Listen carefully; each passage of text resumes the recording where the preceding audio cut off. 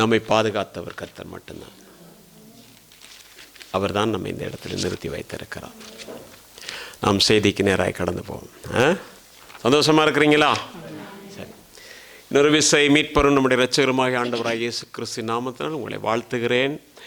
இந்த நாளின் செய்தியினுடைய தலைப்பு என்னவென்று சொன்னால், நீங்கள் பெற்ற அபிஷேகமானது உங்களிலே நிலைத்திருக்கிறது. அந்த அபிஷேகமானது உங்களை ஆசீர்வதிக்கும் என்கிறதிலே எந்த ஐயப்பாடும் கிடையாது. விசுவாசிக்கிறீங்களா? திருப்பிக் கொள்வோம். 1 யோவானுடைய புத்தகம் 2ஆம் அதிகாரம் 27ஆம் வசனத்துக்கு நேராக நம்முடைய கவனத்தை. அவராலே பெற்ற அபிஷேகம் உங்களில் நிலைத்திருக்கிறது, ஒருவரும் உங்களுக்கு போதிக்க வேண்டுவதில்லை.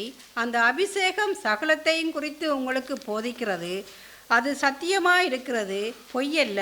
அது உங்களுக்கு போதித்தபடியே அவரில் நிலைத்திருப்பீர்களாக.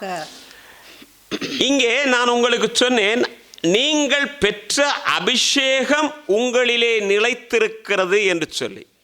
ஆனால் அதை தொடர்ந்து ஒரு தொகுப்பாக ஒரு வசனம் வருகிறது. அங்கே என்னவென்று சொன்னால், நீங்கள் பெற்ற அபிஷேகத்தினால உங்களுக்கு யாரும் என்ன செய்ய தேவையில்லை, போதிக்க வேண்டியது இல்லை என்று சொல்லப்பட்டிருக்கிறது. எனவே இன்றைக்கு இதை தவறாக சில இடங்களிலே இதை என்ன நினைத்திருக்கிறாங்கன்னா, அவர்கள் தியானித்து வைத்திருக்கிறார்கள். அது என்னுடைய செய்தி அல்ல, ஒரு சின்ன குறிப்பை சொல்லுகிறேன். நான் பல வருடங்களுக்கு முன்பதாக செளீரனுக்காக போகிறதுக்காக பஸ்ஸில் ஏறி போகிறேன். போகும் பொழுது ஒரு வாலிபனை கண்டு அவருக்கு ஆண்டவருடைய அன்பை சொல்ல வேண்டும் என்று அணுகி அவரிடத்தில் பேசின போது, அவர் என்னிடத்தில் வசனங்களை நல்ல தாராளமாக பேசினார். பேசிக்கிட்டு இருக்கும்போது அவர் எனக்கு சொன்னார், ஒரு நாள் வீட்டில் இருக்கும்போது ஜன்னல் வழியாக அந்த கிச்சனுக்கு ஒரு புறா வந்தது, அது பரிசுத்தாவியானவர் என்று சொன்னார். அப்படியே கதைத்து கொண்டு போகும்பொழுது நான் அவரிடத்தில் கேட்டேன், அப்படியானால் நீங்கள் இப்பொழுது எந்த திருச்சபைக்கு போகிறீர்கள் என்று கேட்டேன். உடனே அவர் எனக்கு சொன்னார், என்ன தெரியுமா, ஆண்டவர் சொல்லிட்டார், என்ன வீட்டுக்கு வீடு போகாத அப்படின்ட்டார். எனக்கு ஆச்சரியமாக போச்சு, என்னடா வீட்டுக்கு வீடு போக வேண்டாம் என்று சொல்லிவிட்டார், எனவே நான் எந்த சபைக்கும் போகிறதில்லை என்று சொல்லி லூக்கா எழுதின நற்செய்தி நூல் 10ஆம் அதிகாரம் 7ஆம் வசனத்தை அவர் கோடிட்டு காட்டினார். உண்மைதான், ஆவியானவர் போதிக்கிறார் என்று சொல்லப்பட்டிருக்கிறது. அதே வேளையில் உங்களுக்கு ஒருவரும் போதிக்க வேண்டியது இல்லை என்று சொல்லப்பட்டிருக்கிறது. வேதத்திலே நாம் பார்க்கும் பொழுது சங்கீதங்களுடைய புத்தகத்தில் 32ஆம் அதிகாரம் 8ஆம் வசனத்தில் வாசிக்கும் பொழுது, நான் உனக்கு போதித்து நீ நடக்க வேண்டிய வழியை உனக்கு காட்டுவேன், உன்மேல் என் கண்ணை வைத்து உனக்கு ஆலோசனை சொல்லுவேன் என்று சொல்லப்பட்டிருக்கு. அப்படியா இருந்தால் அவர் சொன்னதும் சரிதான், வேதம் சொல்லுகிறதும் சரிதான், உங்களுக்கு யாரும் போதிக்க வேண்டியது இல்லை என்று சொல்லுகிறது. அப்படிதானே? எனவே போதனை என்கிறது தேவையற்ற ஒன்று. அப்படியா? இல்லை. அது ஏன் அப்படி ஒரு வசனம் இருக்கிறது என்று சொன்னால், நீங்கள் யோவான் எழுதின சுவிசேஷம் 16ஆம் அதிகாரம் 8ஆம் வசனத்தை வாசிக்கும் பொழுது, அவர் வந்து உங்களை என்ன செய்வார் என்றால் சகல சத்தியத்திலும் வழி நடத்துவார். பரிசுத்தாவியானவர் நம்மை சகல சத்தியத்திலும் வழி நடத்துவார். அவர் சகல சத்தியத்திலும் நம்மை வழி நடத்தும்படியாகத்தான் ஆண்டவர் என்ன செய்கிறார்னா சபையை இந்த உலகத்திலே உண்டு பண்ணினார். நீங்க வேதத்தில் பார்க்கும் பொழுது ஆண்டவராகிய இயேசு கிறிஸ்துவை நாம் சமாரியனுக்கு ஒப்பிட்டு பார்க்கிறோம். அங்கே வழியருகே ஒருவன் கடந்தான் என்றும் அவனை சொந்த வாகனத்திலே, அதாவது கூட்டிட்டு சத்திரத்துக்கு நேராக போகிறார். சத்திரக்காரனிடத்திலே ஒப்பு கொடுத்து 2 பணத்தை அவனிடத்திலே ஒப்பு கொடுத்து, நான் திரும்பி வருவேன், அதுவரை இவனை போஷித்து இவனை பராமரித்துக் கொள் என்று சொல்லுகிறார். இதை நாம் ஆவிக்குரிய ரீதியிலே பார்க்கும் பொழுது எப்படி பார்க்கிறோம் என்று சொன்னால், ஆண்டவராக இயேசு கிறிஸ்து சத்திரம் என்கிற சபையிலே ஒருவனை கொண்டு வந்து விட்டு அங்கே அவனை போசி அவனை சகல சத்தியத்துக்குள்ளும் வழி நடத்துகிற பரிசுத்தாவியானவர் கொடுக்கிற ஆலோசனைகளை கொடுத்து அவனை நடத்து என்கிறது தான் அதனுடைய அர்த்தம். எனக்கு அருமையான கர்த்தருடைய பிள்ளை, அன்பான தேவ ஜனமே, நீங்கள் அப்போஸ்தலர் நடவடிக்கைகளுடைய புத்தகத்தில் 2ஆம் அதிகாரம் 47ஆம் வசனத்தை நீங்கள் வாசித்து பார்த்தீங்கன்னா தெரியும். பேதுரு பிரசங்கம் பண்ணினோட இருதயத்திலே குத்துண்டவர்களாக ஞானஸ்நானம் எடுத்தவர்களை ஆண்டவர் சபையிலே சேர்த்தார் என்று போடப்பட்டிருக்கிறது. சபை என்று சொல்லுகிறது தேவனுடைய சரீரமாக இருக்கிறது என்று வேதம் சொல்லுகிறது. அப்ப சபையிலே கொண்டு வந்து சேர்த்தார். இன்றைக்கு என்னன்னா 4 பேர் சேர்ந்துக்கிட்டு இன்றைக்கு நீங்க பிரசங்கம் பண்ணுங்க, நாளைக்கு அவர் பிரசங்கம் பண்ணுவாரு, நாளைக்கு நீங்க கர்த்தருடைய பந்தியை கொடுங்க, இன்றைக்கு இவர் கொடுப்பாருன்னு நினைச்சிட்டாங்க. இதெல்லாம் ஒரு அற்பமான வேடிக்கையான ஒரு காரியமாக இந்த நாளிலே நாம் பார்க்கிறோம். ஆனால் தேவ ஜனங்கள் சரியான சத்தியத்திலே இருக்க வேண்டும். ஏன் சபையையும் ஏன் போதகத்தையும் ஏன் ஊழியத்தையும் கொடுத்தார் என்றால், எபேசியருடைய புத்தகத்தில் 4ஆம் அதிகாரம் 11, 12 வாசிக்கும் 13 வரைக்கும் வாசிங்க வேகமா. மேலும் நாம் அனைவரும் தேவனுடைய குமாரனை பற்றும் விசுவாசத்திலும் விசுவாசத்திலும் அறிவிலும் ஒருமைப்பட்டவர்களாகி கிறிஸ்துவினுடைய நிறைவான வளர்ச்சியின் அளவுக்கு தக்க பூரண புருஷராகும். எதுக்கு? கிறிஸ்துவின் நிறைவான அளவு, அந்த பூர்ண புருஷராக வரைக்கும் பரிசுத்தவான்கள் சீர்பொருந்தும். கேளுங்க, பரிசுத்தவான் தானே திருப்பி என்ன அவனை சீர்படுத்த இருக்கு?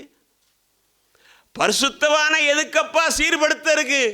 அவனே பரிசுத்த இல்ல, பரிசுத்தவான் சீர்படுத்து பொருட்டு. எனவே தான் வெளிப்படுத்தல வாசிக்கும் போது வாசிக்கிறோம், பரிசுத்தமாகிறவன் இன்னும் பரிசுத்தமாகட்டும். பரிசுத்தத்துக்கு எல்லை கிடையாது. பரிசுத்தத்தின் எல்லை அவர் ஒருவர் மட்டும்தான்.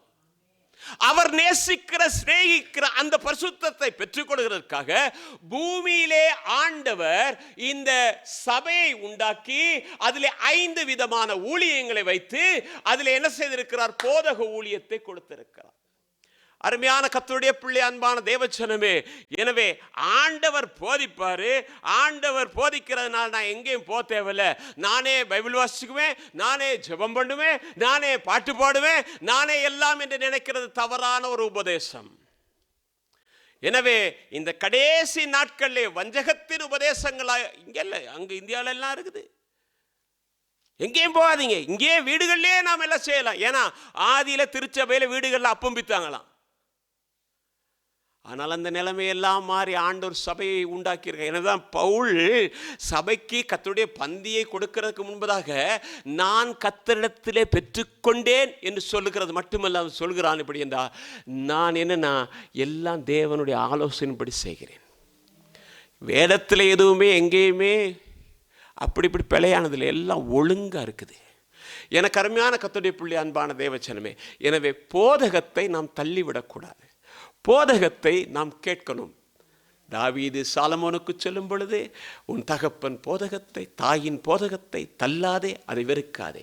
யார் வெறுப்பா, யார் எப்படி வெறுப்பா என்று சொன்னால், ஒருவருக்கு நீங்கள் போதகம் பண்ணுகிறீர்கள், உதாரணத்துக்கு உங்களுடைய பிள்ளைக்கு சொல்கிறீங்க, அந்த இடத்துக்கு போகாத, அந்த இடத்துல போனால் ஒரு பெரிய குழி இருக்குது, அந்த இடத்துல கடிக்கிற நாய் இருக்குது அப்படின்னு சொல்லும்போது அந்த பிள்ளை எனக்கு தெரியாததா என்று சொல்லுதே, அதுதான் போதகத்தை தள்ளுகிறது.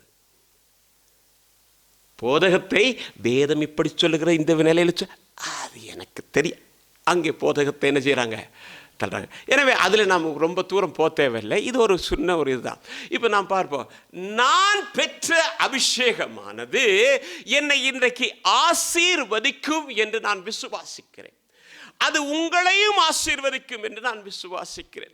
அருமையான கர்த்தருடைய பிள்ளை, அன்பான தேவ ஜனமே, அபிஷேகத்தை குறித்து நாம் பார்க்கும் பொழுது அந்த நாட்களிலே எண்ணெயை கொண்டு அபிஷேகம் பண்ணினார்கள். ஆசாரியர்களை, ராஜாக்களை எண்ணெயை கொண்டு அபிஷேகம் பண்ணினார்கள் என்று சொல்லி பார்க்கிறோம். ஆனால் அந்த அபிஷேகமானது இந்த நாட்களிலே நமக்கு பரிசுத்தாவியின் மூலமாக கிடைக்கிறது என்று சொல்லி பார்க்கிறோம். அப்போஸ்தலர் நடபடிகளுடைய புத்தகத்தில் 10ஆம் அதிகாரம் 38ஆம் வசனத்தை வாசிக்கும் பொழுது, நசரேயனாகிய இயேசுவை தேவன் பரிசுத்த ஆவியினாலும் வல்லமையினாலும் அபிஷேகம் பண்ணினார். அப்ப பரிசுத்தாவியின் மூலமாக அபிஷேகம் பண்ணப்பட்டவர்கள். இன்றைக்கு மாலை வேளை கூடியிருக்கிற தேவ ஜனமானது பரிசுத்தாவியினாலே அபிஷேகம் பண்ணப்பட்டது. இன்றைக்கு கொஞ்சம் நாம் திரும்பி பார்க்க போகிறோம். என்னவென்று சொன்னால், ஆண்டவர் இந்த தைலத்தை மோசேக்கு சொன்னார், ஒரு அபிஷேக தைலத்தை நீ என்ன செய்யணும்? உண்டு பண்ணனப்பா, செய்யணும் என்று சொன்னார். எனக்கு அருமையான கர்த்தருடைய பிள்ளை, அன்பான தேவ ஜனமே, யாத்ராமத்தின் புத்தகத்தில் நீங்க பார்ப்பீங்கன்னு சொன்னா 30ஆம் அதிகாரம் 25ஆம் வசனத்தை வாசிக்கும் பொழுது வாசிங்க.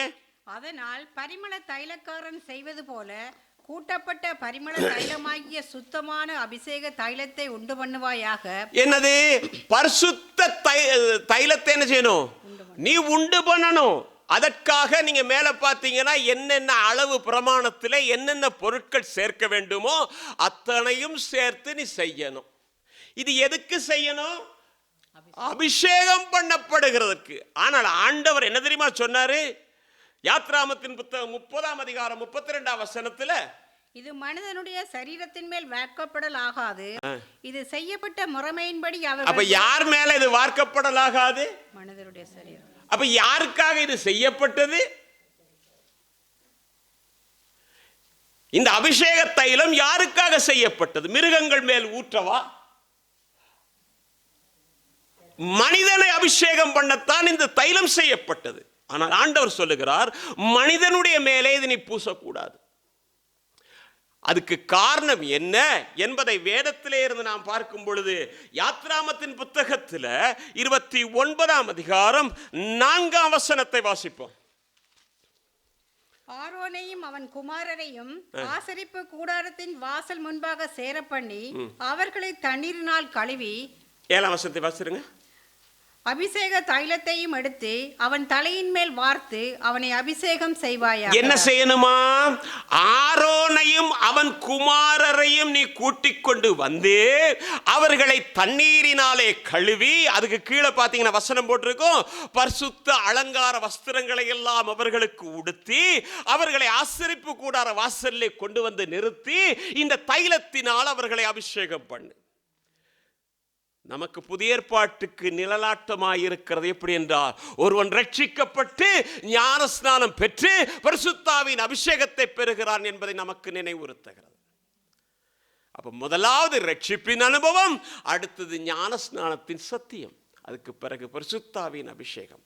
எனக்கு அருமையான கர்த்தருடைய பிள்ளை, அன்பான தேவச்சனமே, அப்ப என்ன சொன்னார்னா, ஆண்டவர் நீ யார் மேல ஊத்தணும்? ஆரோன் மேலையும் அவன் குமாரர் மேலையும் தான் நீ கொண்டு வந்து என்ன செய்யணும்? அப்ப வஞ்சகத்தின் தேவனாக இருக்கிறார், அப்படிதானே? ஏனென்றால் அவ்வளவு பேர் வந்தாங்க, அவ்வளவு பேர்ல இந்த 4 பேர் தான் நாதா அபிதா ஆரோன், இவங்க மேல தான் ஊத்தணும்னு சொன்னா அது எவ்வளவு பெரிய அநியாயம்.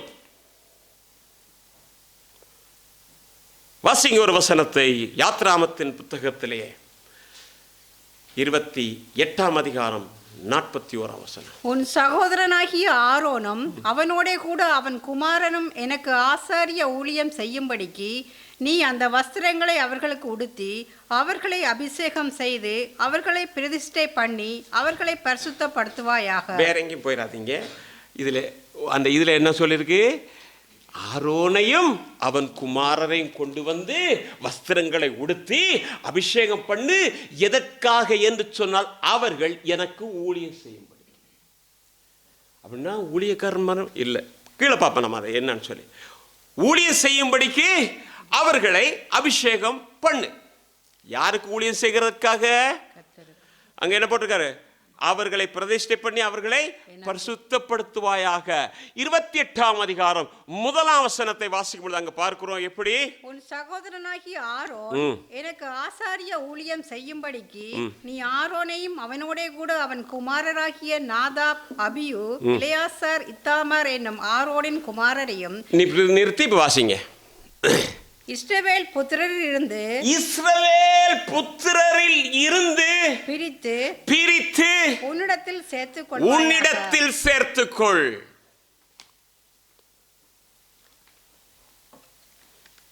கிட்டத்தட்ட 20 லட்சம் பேர் எகிப்திலிருந்து வந்தாங்க. எகிப்தில் இருந்த அத்தனை பேரும் யார் என்றால் அடிமைத்தனத்தின் வீடாகி எகிப்தில் இருந்தார்கள் என்று வேதம் சொல்லுகிற யாத்ராம் 20. எல்லாரும் அங்கிருந்து புறப்பட்டு வரும் பொழுது அவர்கள் கண்ட முதலாவது செங்கடல் கடந்த உடனே மீரியாம் பாட்டு தொடங்க இஸ்ரவேல் ஜனங்கள் எல்லாரும் பாட்டு பாடி தேவன் வல்லமையான கிரியைகளை செய்தார் என்று சொன்னார்கள். ஆரம்ப நிலை. ஒரு விசுவாசி ரட்சிக்கப்பட்டவுடன் ஆவியில் இருக்கிற அனல் இருக்குதான பக்கத்தில் நிக்கலாது. இவனுக்கு காய்ச்சலான்னு நினைக்கணும், அவ்வளவு இருக்கும். நிற்க முடியாத அளவு ஒரு பெரிய அபிஷேகம் இருக்கும். ஆனால் காலம் கொஞ்ச நாள் போன உடனே குளிர் காய்ச்சல் வந்துருச்சோ,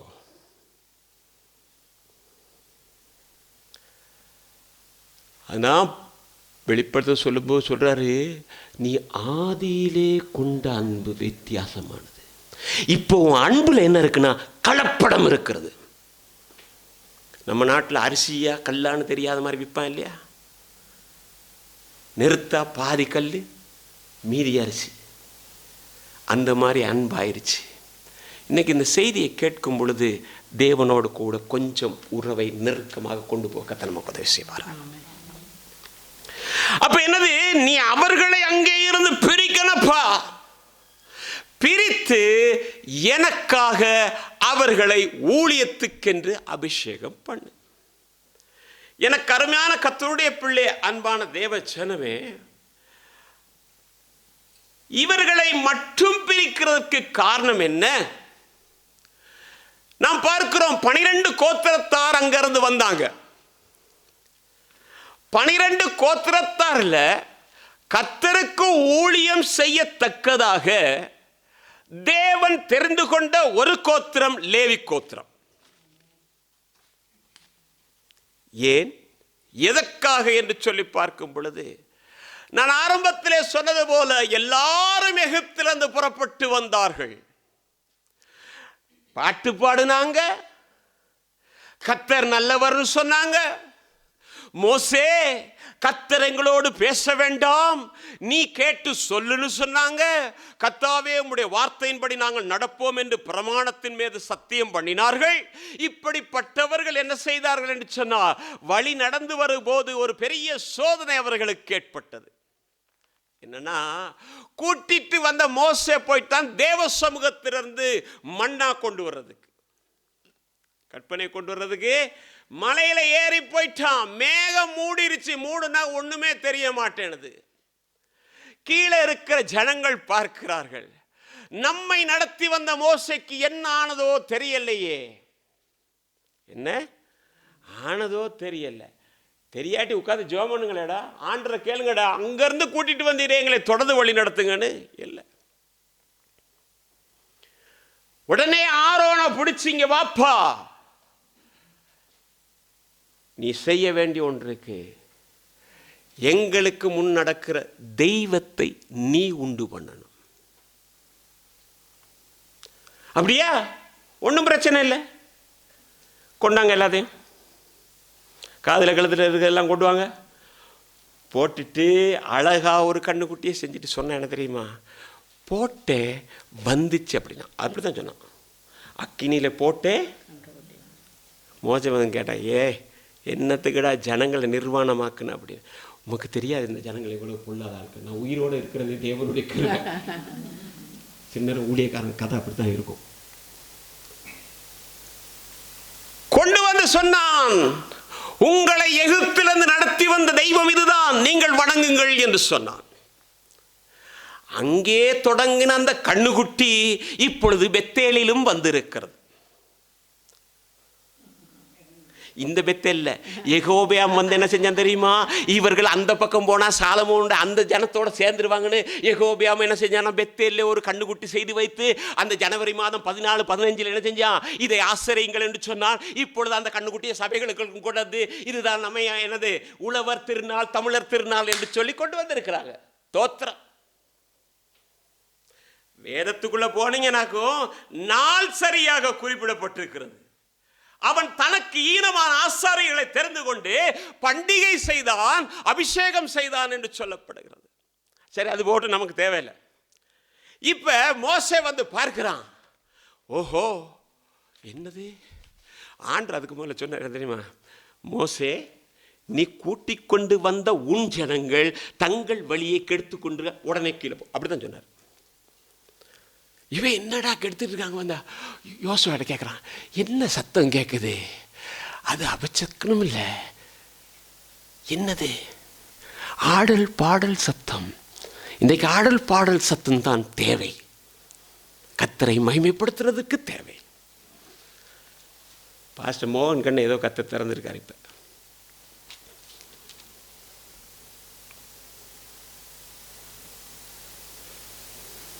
ஆடல் பாடல், விசில் அடிச்சாங்க குஞ்சுகளா, லைட்டை போடுங்க, புகையை போடுங்க.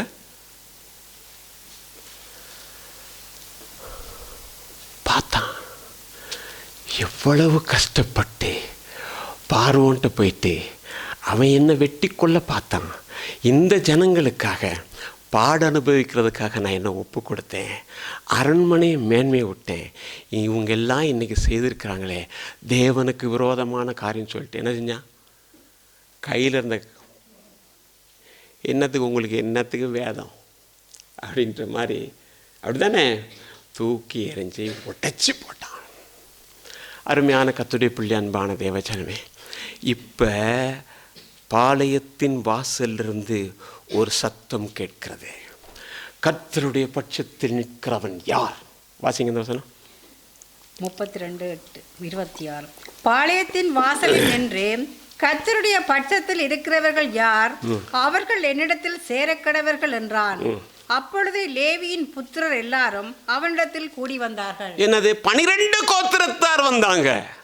கிட்டத்தட்ட 20 லட்சம் பேர் வந்தாங்க.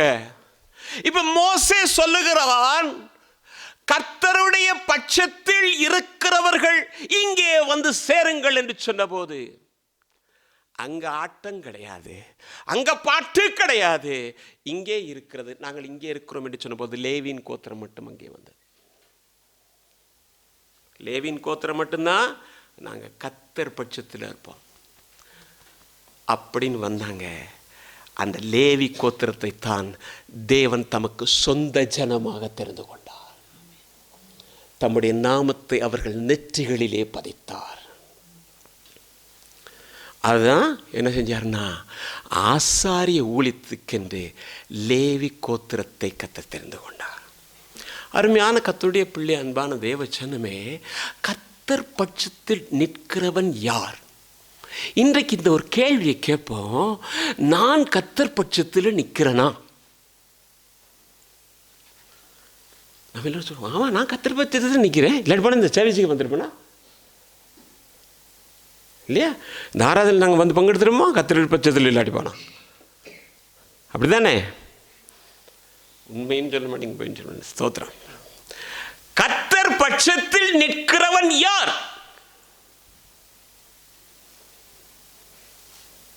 சங்கீதக்காரன் சொல்லும்போது சொல்றான், சங்கீதம் 16:8, கர்த்தரை எனக்கு முன்பதாக நான் வைத்திருக்கிறேன், அவர் எனது வலது வருஷத்தில் இருக்கிறார்.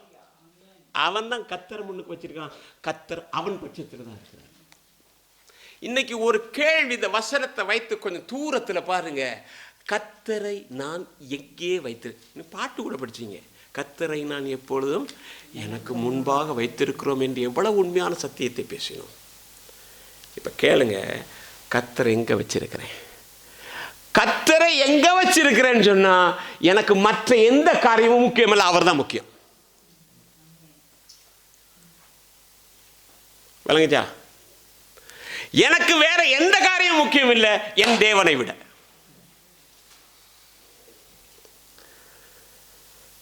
இப்போ உதாரணத்துக்கு சொல்கிறேன், இப்போ இப்படி பார்ப்போம். என் பிள்ளைக்கு வருத்தம், சின்ன பிள்ளை வருத்தம், நான் வேலைக்கு போகிறேன்னு, வேலைக்கு டைம் போத்தானே வேணும், போனேன், வேலை முடிஞ்சு. வேலை செய்கிற இடத்துல அவர் சொல்கிறாரு, வாங்க கொஞ்சம் நேரம் இன்றைக்கி போய்ட்டு உட்காந்து கொஞ்சம் எல்லாரும் பேசிட்டு.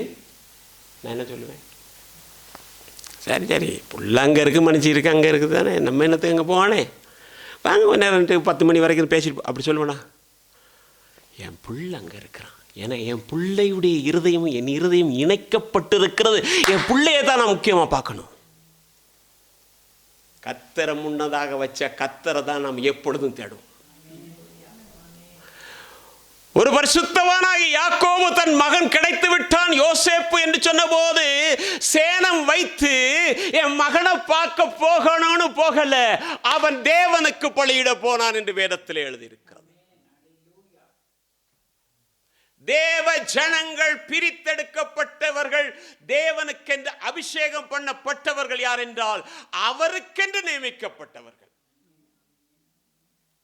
நீங்க 1 சாமுவேல் புத்தகத்தில் 16ஆம் அதிகாரம் 3ஆம் வசனத்தை வாசிக்கும் பொழுது பார்த்தீங்கன்னா, அங்க நீங்க ஈசாயுடைய வீட்டுக்கு சாமுவேல் போறான். போகும்போது அபிஷேகத்துக்காக தைல குப்பியை எடுத்துக்கிட்டு போறான்.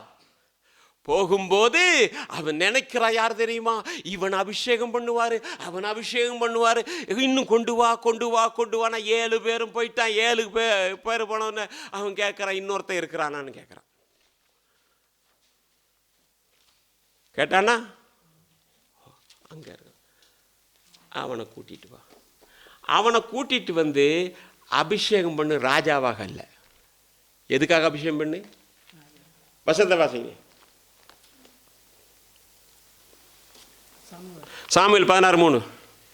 ஈசாயை பலிவிருந்துக்கு அழைப்பாயாக, அப்பொழுது நீ செய்ய வேண்டியதை நான் உனக்கு அறிவிப்பேன், நான் உனக்கு சொல்லுகிறவரை எனக்காக அபிஷேகம் பண்ணுவாயாக என்றார். என்னதான்?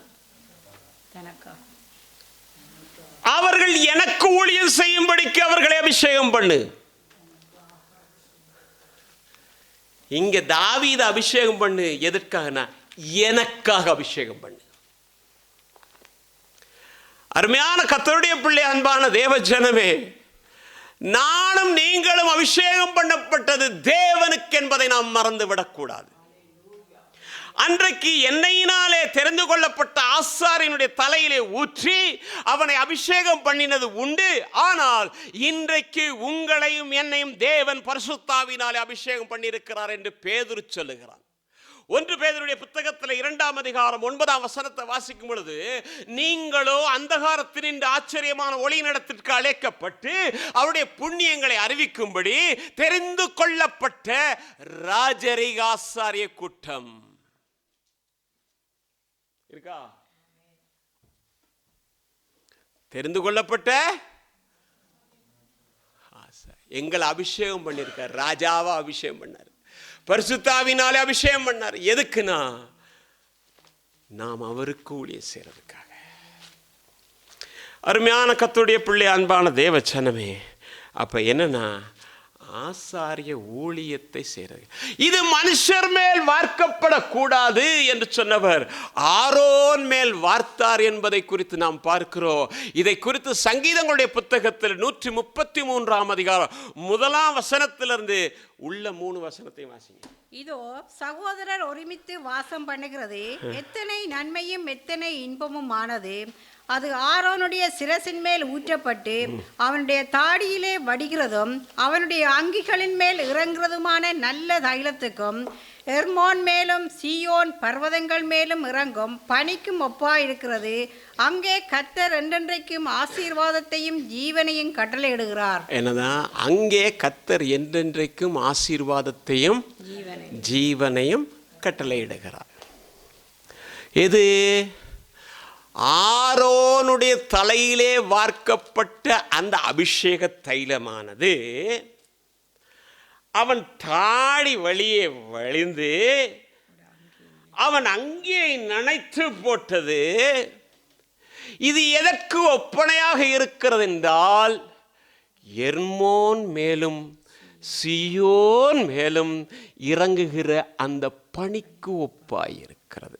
அங்கே ஆசீர்வாதத்தையும் ஜீவனையும் கட்டளையிடுகிறார். இந்த வசனத்துக்கு முன்னதாக ஒரு வசனத்தை அங்கே நினைவுபடுத்தி போட்டிருக்கிறார். என்ன தெரியுமா? சகோதரர்கள் ஒருமித்து வாசம் பண்ணுகிறது எத்தனை நன்மையும் எத்தனை இன்பமுமாயிருக்கிறது. சகோதரர்கள் ஒருமித்து வாசம் பண்ணுகிற இடத்தில்தான் அபிஷேகம் ஊற்றப்படும். நீங்க வேதத்துல பார்ப்பீங்கன்னாக்கோ 120 பேர் அந்த மேல் மாடியில ஏறி உட்கார்ந்து 10 நாள் ஒருமனப்பட்ட போது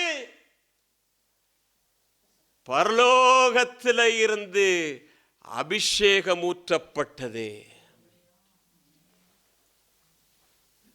எங்க இருந்தாங்க? மேல இருந்தாங்க. எப்படி இருந்தாங்க? ஐக்கியமா. எனவேதான் வேதம் நமக்கு தெளிவுற சொல்லுகிற ஒரு காரியம், 2-3 பேர் என் நாமத்திலே எங்கே கூடினாலும் ஒருமனப்பட்டு. இன்னைக்கு புருஷன் பஞ்சாயமே ஒருமனப்பட்டு கொஞ்சம் ஜபிக்க இல்லை. திருப்பி எங்க மத்த எல்லாம் ஒருமனப்பட்டு ஜெபிக்கிற இடத்துல அங்க என்ன நடக்கும் என்று சொன்னால், எர்மோன் மேலும் சீயோன் மேலும் ஊற்றப்பட்ட அந்த நல்ல தைலமானது ஊற்றப்படும். அந்த அபிஷேகம் ஆசீர்வாதத்தையும் ஜீவனையும் கட்டளையிடும். அருமையான கர்த்தருடைய பிள்ளை, அன்பான தேவ ஜனமே, அப்படியா இருந்தா முதலாவது எப்பொழுதும் கர்த்தருடைய பிள்ளைகளிடத்திலே காணப்பட வேண்டிய ஒன்று ஐக்கியம், ஒருமைப்பாடு, ஒற்றுமை. வெளியில் அவன் கத்திக்கிறான், ஒன்றே குலம் என்று பாடுவோம், ஒருவனே தேவன் என்று சொல்றான்னா அவனுக்கு தெரியுது. தேவ பிள்ளைகளிடத்திலே ஐக்கியமும் அன்பும் காணப்படணும்.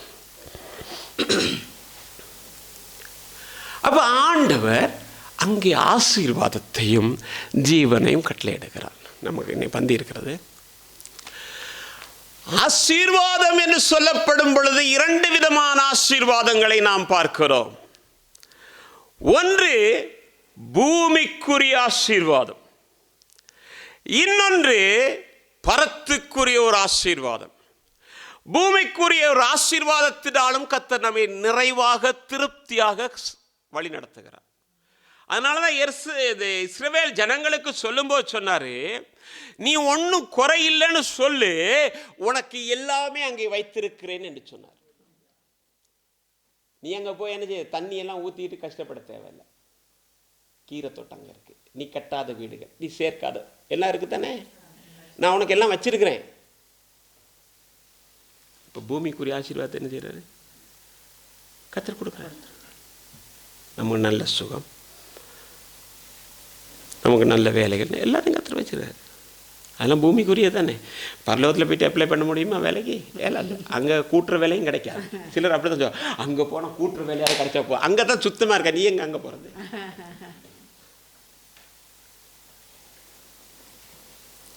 அப்போ என்னது,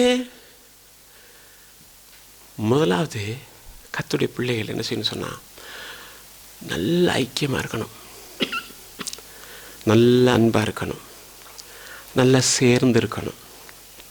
அப்போ என்னது, ஆசீர்வாதம் வருது. அப்போ பூமிக்குரிய ஆசீர்வாதம் அந்த இடத்துல காணப்படும். குடும்பத்தில் இருக்க அத்தனையும் கர்த்தர் சந்திப்பார். கர்த்தர் நிச்சயமாக சந்திப்பார். கர்த்தரால் முடியாத ஒன்றுமே இல்லை. வேதத்தில் பார்த்தீங்கன்னாக்கும் எங்கெங்கே யாருக்கு எப்பப்போ எது தேவையோ அதை அவர் செய்தார். பட்டினி போடுற கர்த்தர் கிடையாது. எலியாவுக்கு காகத்தையும் அனுப்புவார், சாரிபாத்துலேயும் கொடுப்பார். கூடியிருக்கிறவர்களுக்கு 5 அப்பத்தையும் எடுப்பார், 2 மீன் எடுப்பார், கொடுப்பார். ஏன்னா அவர் சொன்னார், இவர்கள் போகிற வழியிலே சோர்ந்து போவார்கள் அல்லவா, எனவே இவர்களுக்கு என்ன செய்யணும், போயாமல் வேண்டாம் வந்தான் கூட்டமாக முடிஞ்சு சாப்பிட்டான சாப்பிடே போட்டுன்னு சொன்னாரா, நாம் கொடுக்கணும். எனவே ஆண்டவர் எல்லாவற்றையும் சந்திக்கிறதுக்கு உண்மையுள்ளவராக இருக்கிறார். அதே போல பரத்துக்குரிய ஆசீர்வாதங்களையும் கர்த்தர் கொடுக்கிறார். எனக்கு அருமையான கர்த்தருடைய பிள்ளை, அன்பான தேவச்சனமே, இன்றைக்கு நாம் பார்க்கிற ஆசீர்வாதங்கள், நமக்கு கர்த்தர் கொடுக்கிற ஆசீர்வாதங்கள் எப்படிப்பட்டவைகள் என்பதை ஒரு வித்தியாசமான கோணத்தில் பார்க்கும் பொழுது மிக நிறைய எல்லாமே ஆசீர்வாதம் கர்த்தர் கொடுக்கிறது தான். பார்ப்போம். 1 சாமுவேல் புத்தகத்தில் 2ஆம் அதிகாரம் 10ஆம் வசனத்தில் வாசிங்க. கர்த்தரோடே வழக்காடுகிறவர்கள் நொறுக்கப்படுவார்கள், வானத்திலிருந்து அவர்கள் மேல் முழங்குவார்.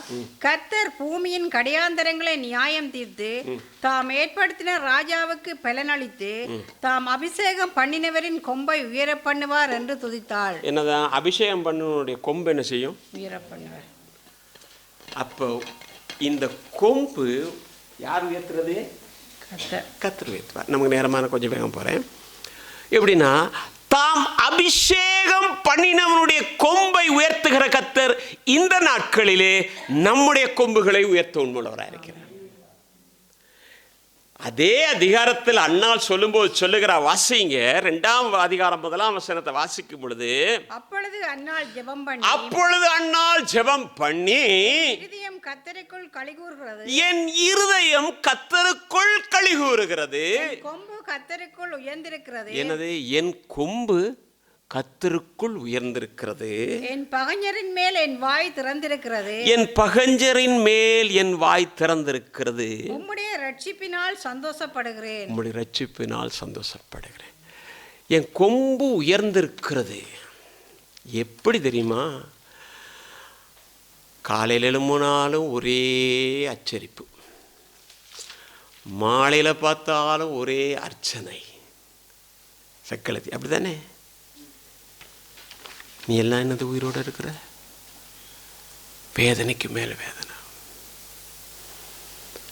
சரின்னு எங்கே பண்டிகை கொண்டாட போனாலும் அங்கேயும் விட மாட்டான். அங்கே போய் சமைச்சு சாப்பிட்டு சந்தோஷமாக இருப்போம்னு நினச்சாலும் விட மாட்டான். அப்போ பார்த்தா அண்ணால் அழுவா. எல்கானா போவான். டார்லிங் நீங்கள் அழாதீங்க, நான் உங்களுக்கு இருக்கேன் இல்லையா? நான் இது பைபிளில் உள்ளதான் சொல்கிறேன். சொன்னானா இல்லையா? 7 குமாரை பார்க்க நான் இருக்கப்பா, அழாத. எப்படிங்க அழாமல் இருக்க முடியும்? எப்படி அழாமல் இருக்க முடியும்? என்ன வார்த்தை பேசுகிறா தெரியுமா? நீங்கள் போங்க, போயிட்டு நீங்கள் சாப்பிட்டுட்டுருங்க, நான் என் பிரச்சனையை சொல்ல வேண்டியவர்கிட்ட சொல்கிறேன். அங்கே ஒருத்தன் வந்து பார்க்குறான். யார்? ஊழியக்காரன். ஏய் குடிகாரி, இங்கே என்னடி செய்கிறேன் போட்டிருக்க? எவ்வளவு நாளைக்கு தான் இப்படி குடிச்சிட்டு அலமோதுவ? ஐயா நான் மனக்லேசம் உள்ள ஸ்திரீ ஐயா, நொந்து போய் வந்திருக்கிறேன். அப்படியா? நீ இப்போ சதமாக போ. இதை கேட்ட பிறகு நீ இந்த சரியாக தீர்ப்பு கொடுக்காதனாலும் தலைவலியே அப்படி கீழே உண்டு, கழுத்து வேறையாக போச்சு. ஆனால் அவர் வாசலில் உட்காந்து என்ன பார்ப்பாருன்னா, யார் என்ன நடக்குதுன்னு பார்த்துட்டு இருப்பார். அப்படிதானே? வாசல்லையே உட்காந்துருப்பார், என்ன நடக்குதுன்னு. அப்படியே மல்லாந்து விழுந்தாரம், கழுத்து போயிடுச்சு. சரி, அது போட்டோம். அப்போ என்னது? போ போ, கத்தர் தருவார். வந்தா கத்தர் கொடுத்தாரு. சொல்கிறா, என் கொம்பு இன்னைக்கு உயர்ந்திருக்கிறது. சக்களத்தி இனிமேல் பேசி பார்க்கட்டுமே, பார்ப்போம். சொன்னாலா? எனக்கு கத்தர் 1க்கு 4 கொடுத்துருக்காரு. அப்படிதானே? இல்லையா? கொடுத்தாரு. வசனத்தை பாருங்க. தருவார், சொன்ன கொடுத்துட்டாரு. இப்போ சந்தோஷமா இருக்க. இப்போ நீ பேசி பாரு பார்ப்போம். நான் இன்றைக்கு சொல்லுகிறேன், உன்னை பல விதத்திலும் அவமானப்படுத்தி நிந்தியான வார்த்தைகளை சொல்லி உன்னை துக்கப்படுத்தி வேதனைப்படுத்தினவர்கள் மத்தியிலே தேவன் உன் கொம்பை உயர்த்துவார். அந்த கொம்பு எப்படிப்பட்ட கொம்பா இருக்குன்னா, தலையிட்டு காளையின் அலங்காரத்தின் கொம்பை போல இருக்கு. வாசிக்கலாம். உன்னத உபாகமம் 33:17. அவன் அலங்காரம் அவன் தலையிட்டு காளையினுடைய அலங்காரத்தை போலவும் அவன் கொம்புகள் காண்டாமிருகத்தின் கொம்புகளைப் போலவும் இருக்கும். அவைகளாலே ஜனங்களை ஏகமாய் தேசத்தின் கடையாந்தரங்கள் மட்டும் முட்டி துரத்துவான். அவைகள் எப்ராயிமின் 10,000களும் மனாசேயின் 1000களுமானவைகள் என்றான். என்னதான்? மோசே இஸ்ரவேல் புத்திரரை ஆசீர்வதிக்கிறான். இஸ்ரவேல் புத்திரரை ஆசீர்வதிக்கும் போது யோசேப்பை குறித்து ஆசீர்வதிக்கிறான். யோசேப்பை குறித்து ஆசீர்வதிக்கும் பொழுது அவனுடைய உள்ளம் நிறைவாக ஆசீர்வதிக்கிறது. வானத்து பனியும் பூமியினுடைய செழிப்பும் எல்லாம் உனக்குத்தானப்பா என்று சொல்லுகிறார். மேலுள்ள வசனங்களை பார்த்தீங்கன்னா தெரியும். என்ன பார்த்து வேலை இல்லை, எல்லாம் உனக்கு. அந்த 3 வசந்த வாசிங்க. மேல உள்ளது வேகமாக எடுத்தவங்க யாராவது இருக்கவங்க. யோசேப்பை குறித்து கர்த்தரால் அவனுடைய தேசம் ஆசீர்வதிக்கப்படுவதாக வானத்தின் செல்வத்தினாலும் பனியினாலும் ஆழத்திலுள்ள நீரூற்றுகளினாலும் சூரியன் பக்குவப்படுத்தும் அருமையான கனிகளினாலும் சந்திரன் பக்குவப்படுத்தும் அருமையான பலன்களினாலும் ஆதி பர்வதங்களில் இருக்கிற ஆசீர்வாதங்களினாலும் அவன் ஆசீர்வதிக்கப்படுவான். அவன் தலையிட்டு காளையின் அலங்காரமாக இருக்கும். சூரியன் பக்குவப்படுத்துகிற கனி, சந்திரன் பக்குவப்படுத்துகிற கனி, பழம் அப்படியே பூத்திருக்கு, பூத்து இப்போ அந்த மொட்டு அப்படியே விழுந்து சின்ன காயா வந்திருக்கிறது. சூரியனுடைய வெப்பத்தை எடுத்தவுடன் அது என்ன ருசிகரமாக மாறுகிறது. இரவிலே ஒரு பரிமாற்றம் நடக்கிறது. காலையில் பார்த்தா அது இன்னும் பெருசா இருக்கிறது. அந்த பனி அதன் மேல் விழுந்த உடனே பார்வைக்கு அழகா இருக்கிறது. பறித்து புசிக்கும் போது வாய்க்கு டேஸ்டா இருக்குது. அதுதானே யோசேப்பு ஆதி பர்வதங்களில் இருக்கிற ஆசீர்வாதங்கள். முற்பிதாக்களுக்கு தேவன் கொடுத்த ஆசீர்வாதங்கள் கூட உனக்கு வரும். அது தலையிட்டு காலையின் அலங்காரம். இப்போ அதுக்கு போகிறதுல ஒரே ஒரு காரியம் சொல்கிறேன். அந்த யோசேப்பு கொம்பு எப்படி தெரியுமா? தலையிட்டு காலையின் அலங்காரம் போல இருந்தது. இப்போ தெரியுமா? அவன் சகோதரர்கள் தேடி வரும் பொழுது முட்டி மோதிரம். பட்டயத்தினால் நமக்கு என்ன இல்லை? ஜெயம் கிடையாது. அப்படி தானே? நம்முடைய இது ஆவிக்குரியது பட்டயத்தில் கிடையாது. வசனம் எப்படி போட்டிருக்காது? யாராவது தெரிஞ்சு சொல்லுங்க. 1 தீமோத்தேயு 1:7 வசனம் நினைக்கிறேன். நம்முடைய ஆயுதமானது நம் போர் ஆயுதமானது என்னதில்லை? ஆயுதம் இல்லை. அப்படி தானே போட்டிருக்கு. அப்படியா இருந்தா இப்போ இவனுக்கு கெடுதல் செய்தவன், இவனை தூஷித்தவன், இவனை தெரியாதுன்னு சொன்னவன் எல்லாரும் வந்திருக்கிறான். வந்தால் பந்தியில் இருக்கும்போது இந்த காலை அலங்காரத்தினாலே முட்டுகிறது. அவர்கள் மேலே பரிதாபப்பட்டு அன்பின் நிமித்தமாக கண்ணீர் வடிக்கிறது. சொல்லுது, நீங்கள் அன்னைக்கு வித்தன்னு சொன்னீங்க இல்லையா, செத்து போயிட்டான்னு சொன்னீங்க இல்லையா,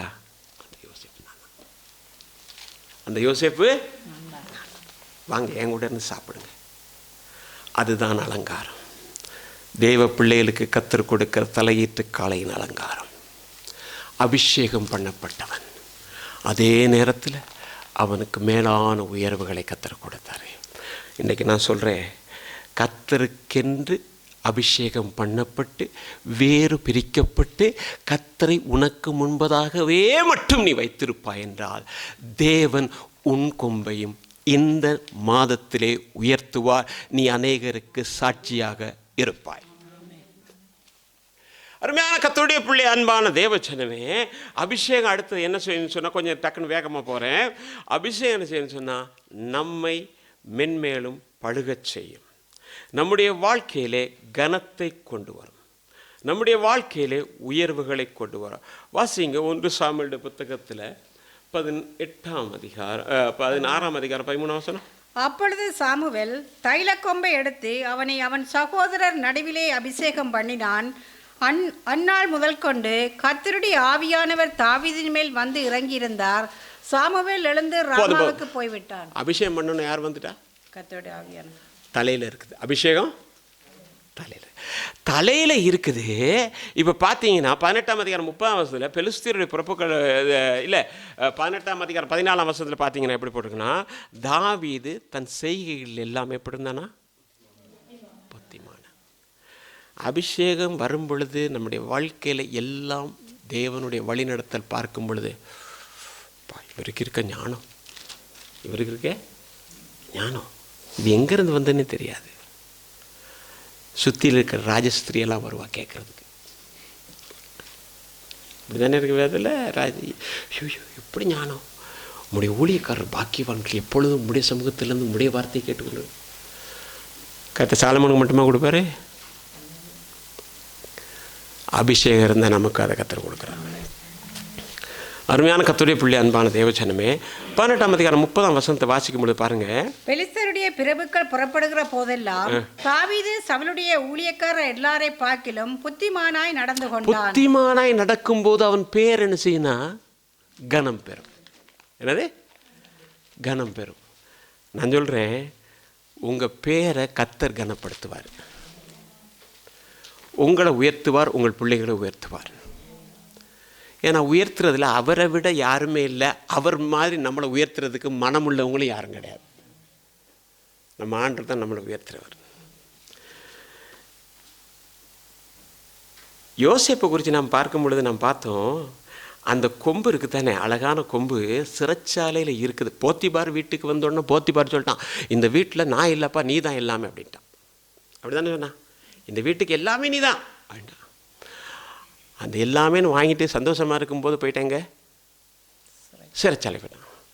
சிறைச்சாலைக்கு போனதுக்கு பிறகு அங்கே இந்த அபிஷேகம் கிரியை நடப்பிக்கும் போது புத்திமானாக இருக்கிறான்னு பார்த்த உடனே அங்கே கனம் கிடைக்கிது பாருங்க. சிறைச்சாலைக்காரன் சொன்னான், நான் ஒன்றும் கை போட மாட்டேன், நீ தான் இந்த ஆட்களை பார்த்து அப்படி சொன்னா, நீ தான் இந்த ஆட்களை பார்த்துக்கணும், இவங்களை சரியான பாதையெல்லாம் நடத்தணும். நான் சொல்லவா, அபிஷேகம் பெற்ற கர்த்தருடைய பிள்ளை, நீ வேலை செய்கிற இடத்துல உன்னுடைய எஜமான் சொல்லுவான், இவர்கிட்ட பொறுப்பு கொடுத்து அவர்கிட்ட கேட்டுக்குங்க, அவர் எல்லாம் ஒழுங்காக செய்வார். அவர் எல்லாம் ஒழுங்காக, யாரும் அவர்கிட்ட போய் தலை போட தேவையில்லை, எல்லா பொறுப்புகளையும் கொடுத்துருவாங்க. நான் அதுக்கு தகுதி, நீ தகுதி இல்லை நீ சொல்லலாம், உன்னை தகுதிப்படுத்தி வச்சுருக்காங்க நான் பார்க்குறேன்னு சொல்லுவோம். சொல்லுவான், நீங்கள் ஒன்றும் கவலைப்படாங்க, நீங்கள் எடுத்து நடத்துங்க. அதுக்காக ஆணவமாக நடக்கிறதில்ல, அதிகாரத்தை பிரயோகிக்கிறதில்ல, தாழ்மையாக இருக்கணும். என்னது, அங்கே போனால் சொல்லுவாங்க, நீங்கள் எல்லாம் செய்யுங்க, நீங்கள் எல்லாம் செய்யுங்க, உங்களுக்கு தான் எல்லா பொறுப்பும். எஜமான் கூப்பிடுவான், வா, ஒன்றை தவிர வேற யார் இதை செய்ய முடியாதுன்னு தான் ராஜா சொன்னான். பார்வோன் சொன்னான், எல்லாம் உன் காலு கீழே தான் இருக்கும், நான் ஒரு ஆள் தான் உன் மேலே இருப்பேன். ஒன்று அறியாமல் ஒருத்தன் காலை நீட்டவும் முடியாது, கையை நீட்டவும் முடியாது. யோசேப்புக்கு மட்டுமா தேவன்? ஏன்னு தெரியுமா? அவன் கர்த்தருக்கென்று கர்த்தருடைய பட்சத்தில் நிற்கிறவனாக இருந்தான். சோதனை வரும் பொழுதும் தேவன் இந்த இடத்திலே இருக்கிறார் என்கிற தைரியத்தோடு தன்னை பாதுகாத்தான். அவனை கர்த்தர் உயர்த்தினார்.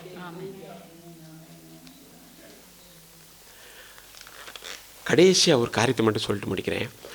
அபிஷேகம் கட்டுகளை, நுகங்களை முறிக்கும். கட்டுகளை, நுகங்களை முறிக்கும். வசனத்தை நீங்கள் வேணால் எடுத்துங்க. நியாயாதிபதியுடைய புத்தகத்தில் 16ஆம் அதிகாரம் 9ஆம் வசனத்தை வாசிக்க நாங்கள் பார்க்குறோம். சிம்சோனை போட்டு கட்டி வச்சிருக்கும் போது, சிம்சோனே பெலிஸ்தீரவும் மேலே வந்துட்டாங்க, எங்கே நீப்பா என்னதான் எழும்புன்னு நெருப்புப்பட்டது போல எல்லாம் சாம்பலாய் போனது. இன்றைக்கு நான் சொல்லுகிறேன், உன்னுடைய முன்னேற்றத்திற்கு, உன்னுடைய பிள்ளைகளுடைய முன்னேற்றத்திற்கு பிசாசு பல விதத்திலும் தடைகளை உண்டு பண்ணி உன்னை கட்டி வச்சிருக்கலாம். இந்த அபிஷேகமானது அவைகளை நெருப்புப்பட்டது போல எல்லாவற்றையும் மாட்டுகிறது.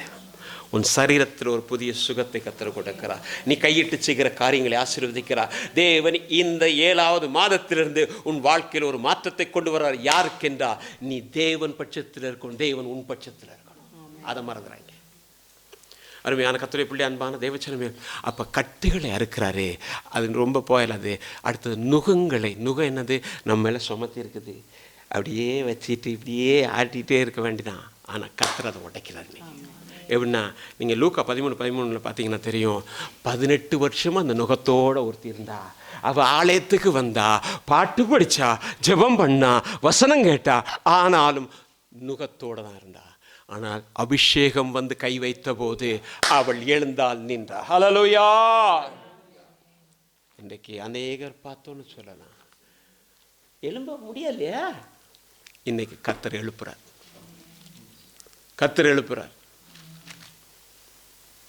என் தேவனாலே ஆகாத காரியம் ஒன்றுமே இல்லை. ஒரு வசனத்தை வாசிங்க. 1 பேதுரு புத்தகம் 3ஆம் அதிகாரம் 8-9 வாசிங்க. மேலும் நீங்கள் எல்லாரும் ஒருமனப்பட்டவர்களும் இரக்கமுள்ளவர்களும் சகோதர சிநேகம் உள்ளவர்களும் மனமுருக்கம் உள்ளவர்களும் இணக்கமுள்ளவர்களுமாயிருந்து தீமைக்கு தீமை செய்யுங்கள், உதாசனத்துக்கு உதாசனத்தையும் செய்யுங்கள், சரி கட்டாமல் அதற்கு பதிலாக நீங்கள் ஆசீர்வாதத்தை சுதந்தரிக்கிறதுக்காக அழைக்கப்பட்டவர்கள் என்று எண்ணி நீங்கள் ஆசீர்வதியுங்கள். ஆரோன் மேல நீங்க அங்க பாத்தீங்க, சகோதரர் ஒருமனப்பட்டு இருக்கும் போது ஊற்றப்பட்டது.